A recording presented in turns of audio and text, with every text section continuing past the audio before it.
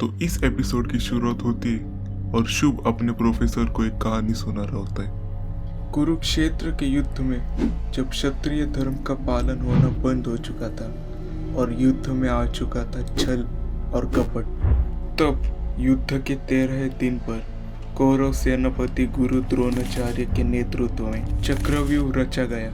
ये उद्देश्य से कि सिर्फ अर्जुन और श्री कृष्ण को यह ज्ञात था कि चक्रव्यूह को कैसे भेदा जा सकता है और उन्हें जानपूर्वक युद्ध भूमि से अलग रखा गया था ताकि सिर्फ एकलौता अभिमन्यु ही है जो ये जानता था कि चक्रव्यूह के अंदर कैसे जाया जा सकता है। अब जब चक्रव्यूह के बारे में पांडवों को पता चला तब वो परेशानी में पड़ गए कि कौन जा सकता है ये चक्रव्यूह भेदने। और उसी समय अभिमन्यु ने कहा, हाँ मुझे आता है चक्रव्यूह भेदना। जब माता सुभद्रा को नींद नहीं आ रही थी तब उनका मन बहलाने के लिए पिताजी ने उनको चक्रव्यूह भेदना सिखाया था। फिर और युद्ध के 13 दिन पर वो चल पड़ा था चक्रव्यूह भेदने के लिए। जैसे जैसे वो चक्रव्यूह के भीतर बढ़े जा रहा था वैसे वैसे ही उसे एक जीत का एहसास आ रहा था, लेकिन वो बढ़ रहा था अपने ही मृत्यु के जाल में। और जब अभिमन्यु चक्रव्यूह के अंतिम में पहुंचा था वो घिर चुका था कौरव योद्धाओं के बीच में। अभिमन्यु ने वीरता से युद्ध किया और देखते ही देखते वो घिर चुका था अत्यधिक कौरव सैनिकों के बीच में और इसी अन्याय में उसकी मृत्यु हो गई। तो आप मुझे बताइए वो क्या था जिससे अभिमन्यु की मृत्यु हुई थी? क्या वो उसका अत्यधिक आत्मविश्वास था या फिर उसकी अधूरी जानकारी? तो इस पे प्रोफेसर कहते, कभी कभी तो मुझे समझ ही नहीं आता कि तुम ऐसे कैसे सोच लेते हो। और अब प्रेजेंट डे डीजे ऋषि के यहाँ से हेडक्वार्टर्स पहुंच जाते, तभी उसके हेड उसे कहते हैं, इंडिया में जगह जगह छोटे छोटे दंगे हो रहे और ऐसे सडनली। और उस पे डीजे पूछता है, और इसके पीछे रीजन क्या हो सकता है? और इस पे हेड कहते हैं, वही रिलीजन। और डीजे सोचता है दंगे और धर्म। और फिर डीजे को सब कुछ समझ आता है और वो नैना के पास जाता है और नैना से पूछता है, देखो अगर हमारे पास एक पावरफुल कंप्यूटर है तो क्या हम सोशल मीडिया के जरिए सबको एक इल्यूजन में रख सकते और उन्हें मैनिपुलेट कर सकते राइट्स करने में?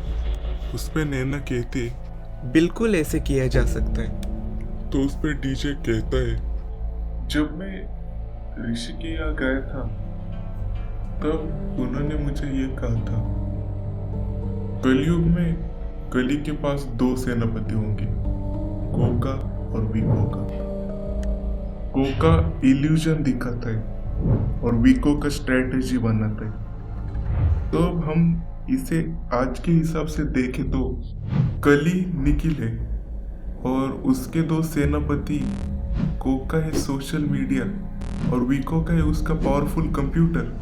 नैना ये बात सुनकर शॉक हो जाती है और ये क्वेश्चन पूछती है, तो अब उससे जीतना नामुमकिन है?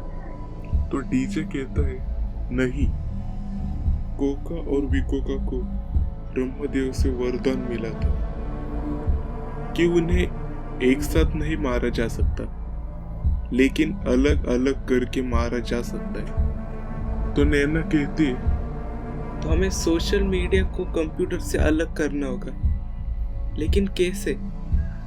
मुझे सोचना पड़ेगा।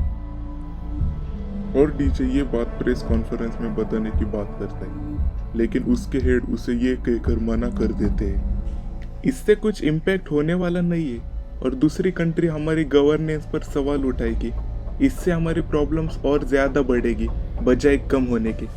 तो इस आइडिया को तुम सोचना बंद कर दो और इसे कैसे रोक सकते हो उस पर फोकस करो।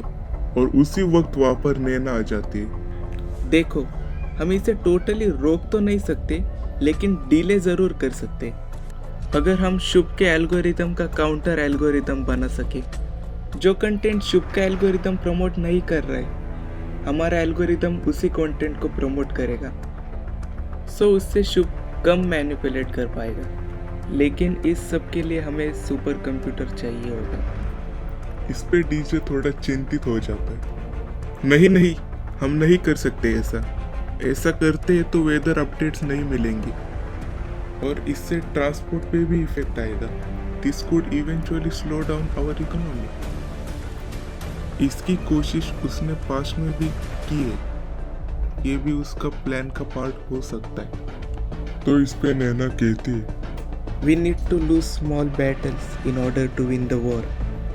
और डीजे उसे जवाब देता है, but we don't know is it the real battle.